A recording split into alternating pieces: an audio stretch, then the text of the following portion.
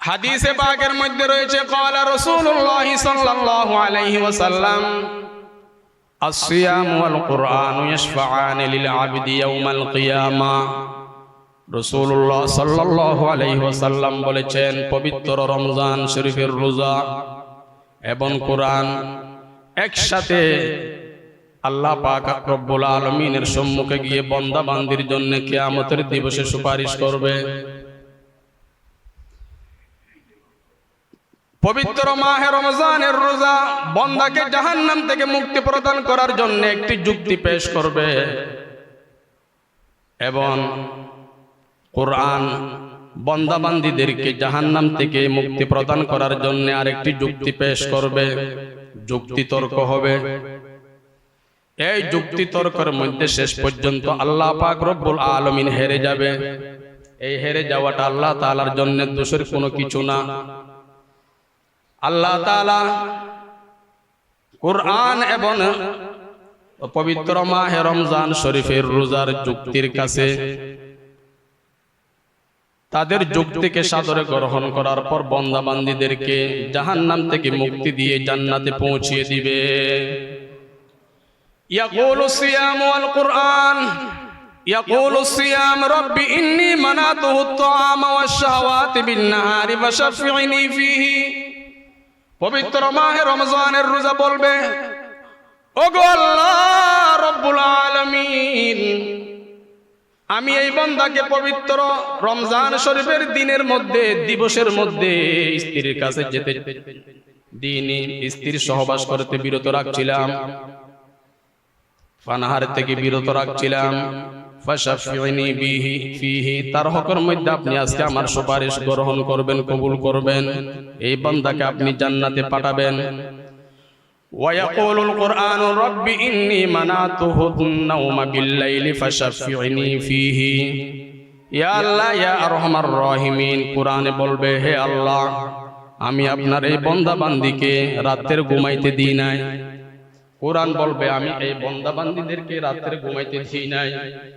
এই বান্দা বান্দীর এমন খুশু হুজু একাগ্রতার সহিত সালাতুত তারাবির মধ্যে 20 রাকাত ওয়ালি তারাবি 10টি সালামের মধ্যে 20 রাকাত পড়েছে।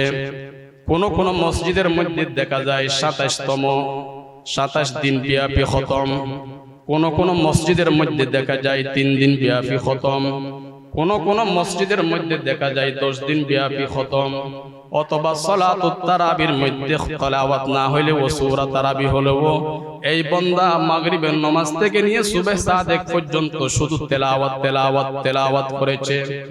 কোন সময় বলেছে আলহামদুলিল্লাহি রাব্বিল আলামিন আর রহমানির রহিম মালিকি ইয়াউমিদ্দিন ইয়্যাকা না'বুদু ওয়া ইয়্যাকা নাস্তাঈন।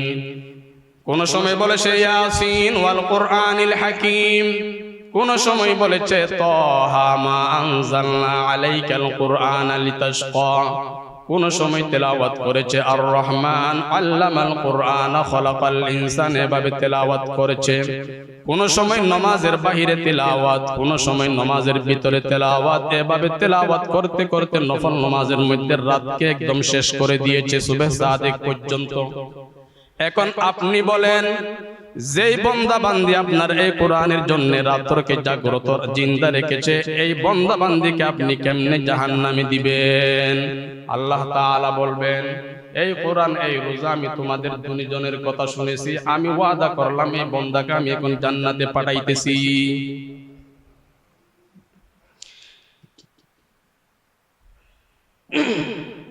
এখন তো আমাদের ভিতরে এমনও মানুষ আছে, সপ্তাহে সপ্তাহ চলে যায়, মাসকে মাস চলে যায়, পবিত্র কোরআনের নামাজের যে একটা তিলাওয়াত আছে আমাদের দৈনন্দিন সূরাতুল ফাতিহা, অন্যান্য সূরা যেগুলো আমরা মিলাই, এগুলো ব্যতি রেখে এমনে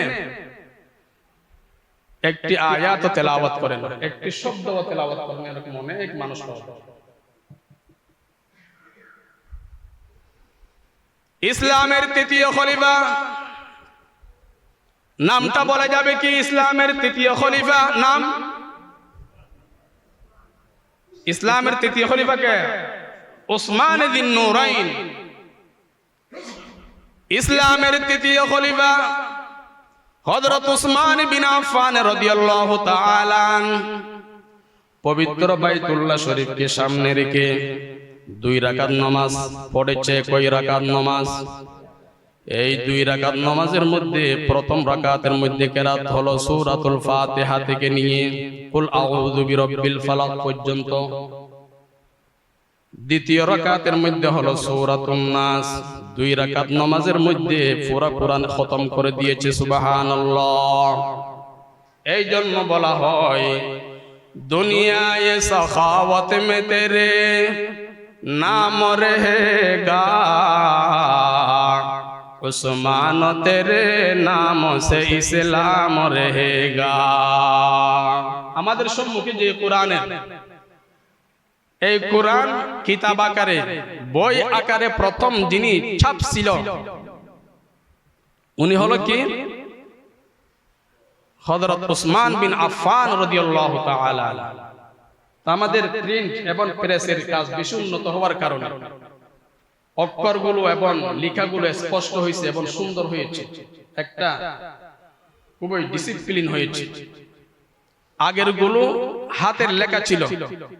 তুরস্কের মধ্যে যাবেন আপনারা, জাদুঘরের মধ্যে দেখবেন, এবং মদিনা শরীফের পাশে মসজিদে নববীর পাশে একটা মাতহাফ রয়েছে জাদুঘর, সেখানের মধ্যেও রাসূল এই হযরত উসমান রাদিয়াল্লাহু তাআলা আনহুর লেখা কোরআন শরীফ হস্তলিপি হাতের লেখা কোরআন শরীফ আপনারা পেয়ে যাবেন। হায়দ্রাবাদ, ইন্ডিয়ার হায়দ্রাবাদের মধ্যে নাকি রয়েছে শুনেছি। এই হযরত উসমান রাদিয়াল্লাহু তাআলা আনহুকে বলা হয় জামিউল কোরআন।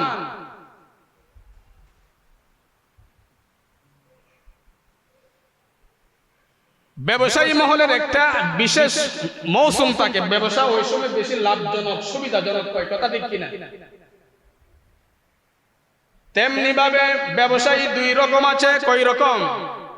দুনিয়ার ব্যবসায়ী, পরকালীন ব্যবসায়ী। দুনিয়ার ব্যবসায়ী, পরকালীন ব্যবসায়ী। যারা পরকালীন ব্যবসায়ী হয়, আপনারা হলেন পরকালীন ব্যবসায়ী। আমি কথা কি সত্য বলেছি? তাহলে কথার মধ্যে কিছু ভেজাল আছে আমার, তাহলে সবাই তো বলেন নাই, কিছু সমস্যা আছে। আমি আপনাদেরকে পরকালীন ব্যবসায়ী বলতে চাই, বলতে পারবো? এখনো জি সবাই বলেন নাকি রোজ একদিন আগে থেকে রইলেন? আমি কি আপনাদেরকে পরকালীন ব্যবসায়ী বলতে পারবো? আপনারা হলেন পরকালীন ব্যবসায়ী। যদি পরকালীন ব্যবসা যদি আপনারা না করতেন, মসজিদে আসতেন না, টিভির দুয়ারে থাকতেন, কোথায় থাকতেন? টিভির দুয়ারে থাকতেন। যারা তদ্রূপ ভাবে দুনিয়ার ব্যবসায়ী মহল যারা আছে তাদের জন্য যেমন একটা নির্দিষ্ট মৌসুম থাকে। এখন যারা গার্মেন্টসের ব্যবসা করে, 3 পিস কাপড় চোপড়, হুজুর খুবই ব্যস্ত, রাত্রে ঘুমাই না, তো প্রত্যেকটা জিনিস একটা ডাল থাকে, ডাল সিজন থাকে, আর একটা কি মৌসুম থাকে। কারণ যারা টেইলার্স ইত্যাদি ভালো সিজন, এখন সবকিছুর আর কি সব মার্কেটে একটা খাওয়ানোর মার্কেট বলেন, এই দাম বাড়তেছে, লেবু দাম বেড়ে গেছে, ভালো মৌসুম চলতেছে, এটা ভালো মৌসুম না?